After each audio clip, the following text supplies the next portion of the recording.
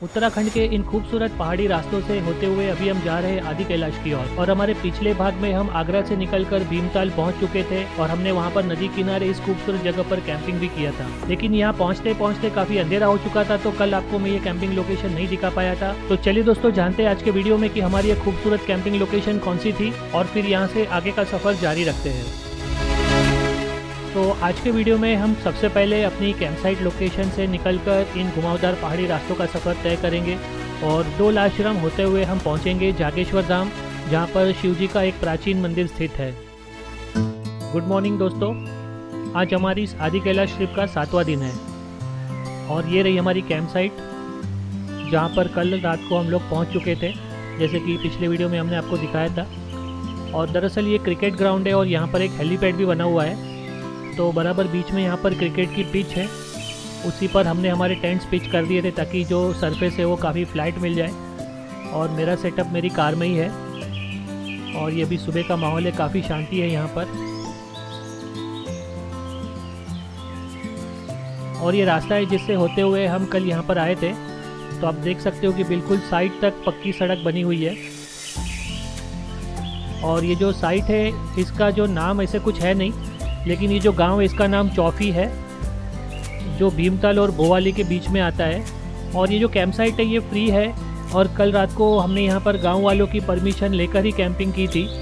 और यदि आपको इस कैंप साइट की अधिक जानकारी चाहिए तो आप हमारी वेबसाइट wondercamps.com पर जाकर इसकी और इसके जैसी कई और कैंप साइट की जानकारी भी ले सकते हो, जहाँ पर आप फ्री में कैंपिंग कर सकते हो। और इस वेबसाइट की लिंक मैंने नीचे डिस्क्रिप्शन में दे रखी है, तो आप उसे वहाँ से भी चेकआउट कर सकते हो। और अभी आप ये जो रास्ता देख रहे हो ये दोस्तों नदी की तरफ जा रहा है, तो चलिए फटाफट रेडी होते हैं और नदी की तरफ चलते हैं। नदी में जाके नहा पाएंगे क्या ये तो पता नहीं, क्योंकि मौसम ऑलरेडी ठंडा है। लेकिन हम जैसे ही नदी की तरफ पहुँचे तो हमने देखा कि मीत भाई और उनका फैमिली तो ऑलरेडी पानी में घुस चुका था और यहाँ पे हम लोग पानी भी भर रहे थे। ऐसी जगहों से आप अपने इस्तेमाल के लिए और पीने के लिए पानी भी भर सकते हो, लेकिन यहाँ का जो पानी था वो इतना साफ़ नहीं था।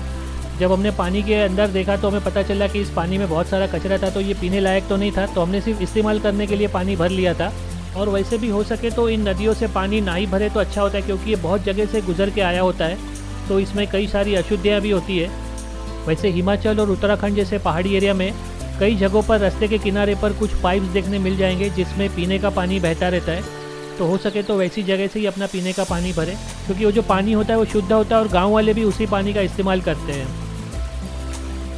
तो हम सबको यहाँ पे काफ़ी मज़ा आ रहा था और किसी का यहाँ से जाने का मूड ही नहीं हो रहा था। आप देख सकते हो जगह है ही इतनी खूबसूरत, ऐसे लग रहा था कि एक दिन और रुक जाए, लेकिन अभी आगे और कई सारी जगह देखनी बाकी है और अभी ये सफ़र भी काफ़ी लंबा है। लेकिन ये जगह दोस्तों बहुत ही खूबसूरत है। अगर आप भी भीमताल या उसके आसपास आते हो तो आप यहाँ पे ज़रूर से कैंपिंग कीजिएगा। काफ़ी सेफ़ लोकेशन है और गाँव वाले भी काफ़ी अच्छे हैं, तो आपको यहाँ पे कोई प्रॉब्लम नहीं आएगा। और वाकई आदि कैलाश की ट्रिप की इस पहली कैंपिंग में हमें इतनी खूबसूरत लोकेशन मिल जाएगी इसका हमें बिल्कुल अंदाज़ा नहीं था। तो हमने तो यहाँ पे काफ़ी इन्जॉय किया और आप भी इस जगह के ड्रोन शॉट्स का आनंद उठाइए, देखिए कि ये जगह कितनी खूबसूरत है। तो आप भी इस खूबसूरती का आनंद उठाइए, तब तक हम अपना सामान पैक करते हैं और फिर यहाँ से आगे की ओर बढ़ते हैं।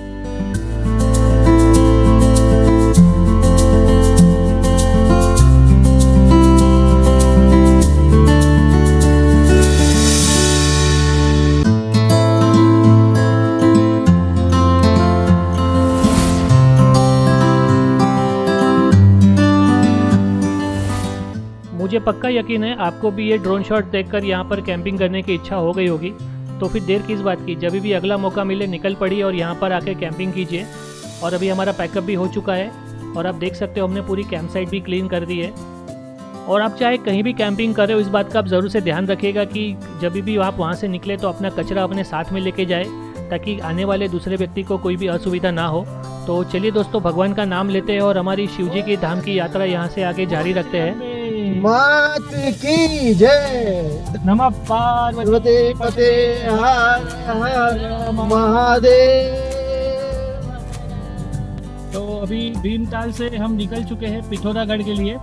आज हमारा ऐसे तो 6ठा दिन है, लेकिन अगर आदि कैलाश का देखेंगे तो दूसरा दिन हो सकता है। और अभी आज हम लोग पहले जाएंगे यहाँ से जागेश्वर धाम, वहाँ पे शिवजी के दर्शन करेंगे, क्योंकि यात्रा जो है वो शिवजी के धाम पर है। तो सबसे पहले शिवजी के दर्शन करेंगे और फिर आगे जाएंगे पिथौरागढ़। और पिथौरागढ़ में और एक लोकेशन हमने देखा है जहाँ पर भी इसी तरह का कैंपिंग पॉसिबल हो सकता है तो हम जाते हैं वहाँ पे, और वहाँ का जो अगर मिल गया तो आपको उसका भी अपडेट मिलेगा ऑन द वे। तब तक आप इन खूबसूरत वादियों का आनंद उठाइए। तो चलिए आज का सफ़र शुरू करते हैं।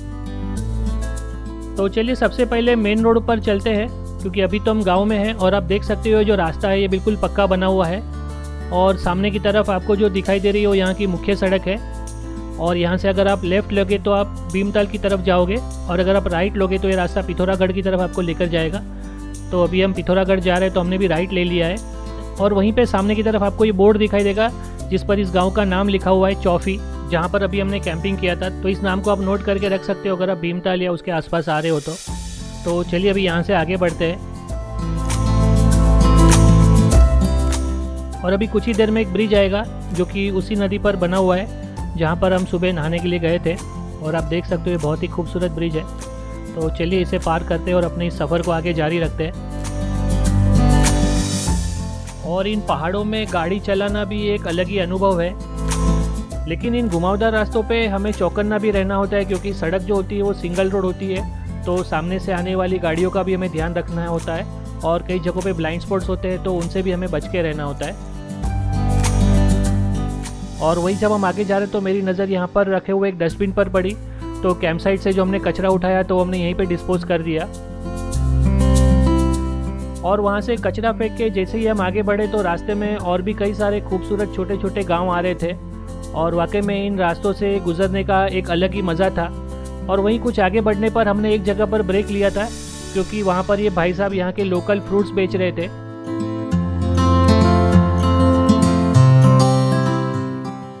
और जब हमने पास में जाके देखा तो यहाँ पर इनके पास में कई सारे फ्रेश फ्रूट्स थे, जिनमें पीच थे, एप्रिकॉट थे और प्लम्स भी थे। तो हमने यहाँ से कुछ फ्रूट्स ले लिए ताकि हम रास्ते में इन फ्रेश फ्रूट्स का आनंद उठा सके। जब भी कभी ऐसी जगहों पर आते हैं तो लोकल फ्रूट्स और वेजिटेबल्स ज़रूर खाने चाहिए, क्योंकि यहाँ पर हमें वो काफ़ी फ्रेश मिल जाते हैं।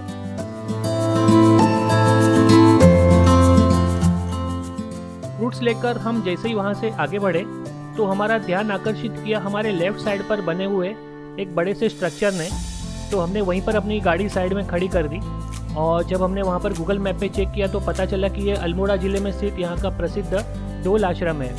हालांकि हम इसका एंट्री गेट तो मिस कर चुके थे, क्योंकि वो काफ़ी पीछे चला गया था, वहाँ पर हमारा ध्यान नहीं गया। लेकिन इस खूबसूरत स्ट्रक्चर को देखकर मैं अपने आप को ड्रोन उड़ाने से रोक नहीं पाया। तो चलिए जो शॉट मैंने कैप्चर किया है वो भी आपके साथ में मैं शेयर करता हूँ, और साथ ही साथ मैं आपको इस आश्रम का थोड़ा सा इतिहास भी बता देता हूँ। डोल आश्रम उत्तराखंड राज्य के अल्मोड़ा जिले में स्थित जौलजीबी पिथौरागढ़ मार्ग पर डोल गांव में स्थित है। डोल आश्रम की स्थापना परमहंस स्वामी सत्यानंद जी महाराज द्वारा 1990 में की गई थी। इस आश्रम को यहाँ पर बनाने का उनका मुख्य उद्देश्य लोगों में आध्यात्म, योग और ध्यान के माध्यम से मानवता की सेवा करना था।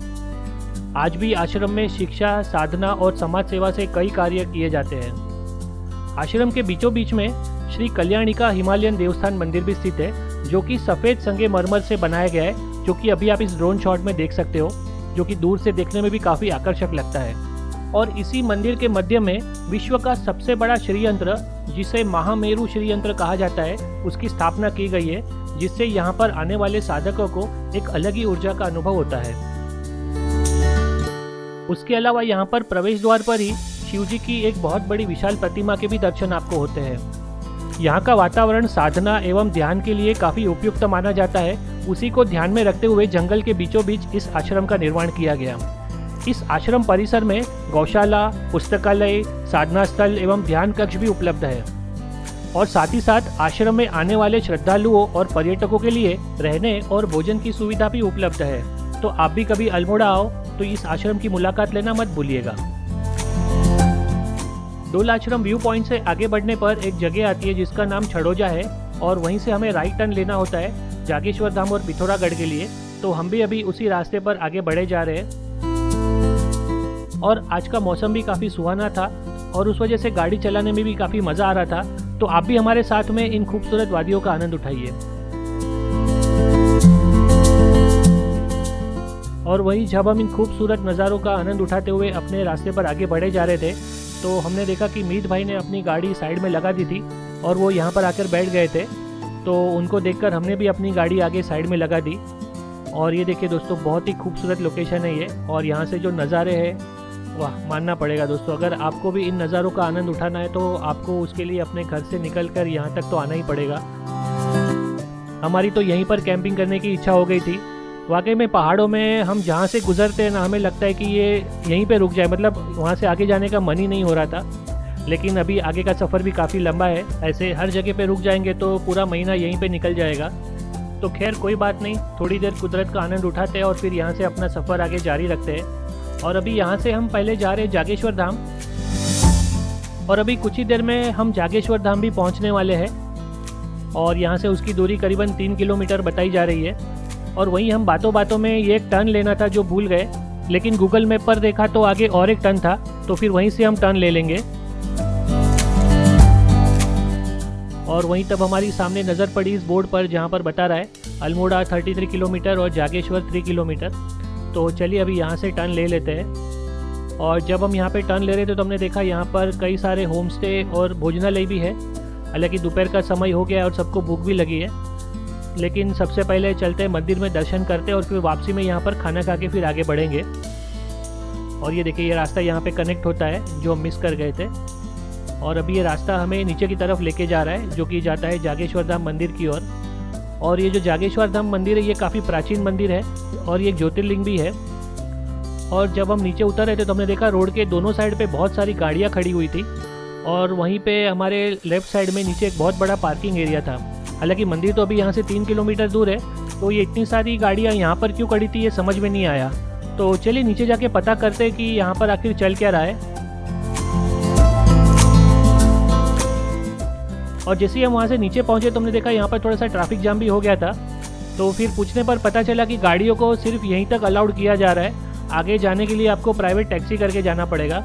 तो चलिए पार्किंग में चलते हैं, अपनी गाड़ी वहाँ पर पार्क करते हैं। लेकिन पार्किंग में जाने के बाद तो हमारा दिमाग ही घूम गया, और आखिर पार्किंग में ऐसा क्या हुआ ये जानने के लिए आप हमारे इस वीडियो का अगला भाग ज़रूर से देखिएगा, क्योंकि अगले वीडियो में हम आपको यहाँ से लेके जाएंगे जागेश्वर धाम और फिर वहाँ से पिथौरागढ़ का सफ़र आगे जारी रखेंगे। और यदि आपको मेरा आज का वीडियो भी पसंद आया हो तो इसे लाइक कीजिएगा, अपने दोस्तों के साथ में शेयर कीजिएगा। और अगर आपको आज की कैंपिंग लोकेशन से रिलेटेड कोई भी डाउट हो तो आप हमें कमेंट करके ज़रूर से पूछ सकते हो। और हमारी इस आदि कैलाश की सीरीज़ के सारे वीडियोस टाइम टू टाइम देखने के लिए आप हमारे चैनल को सब्सक्राइब करना मत भूलिएगा। तो मिलते हैं हमारे अगले वीडियो में, तब तक बने रहिए हमारे साथ में डिस्कवर इंडिया बाय रोड पर। धन्यवाद।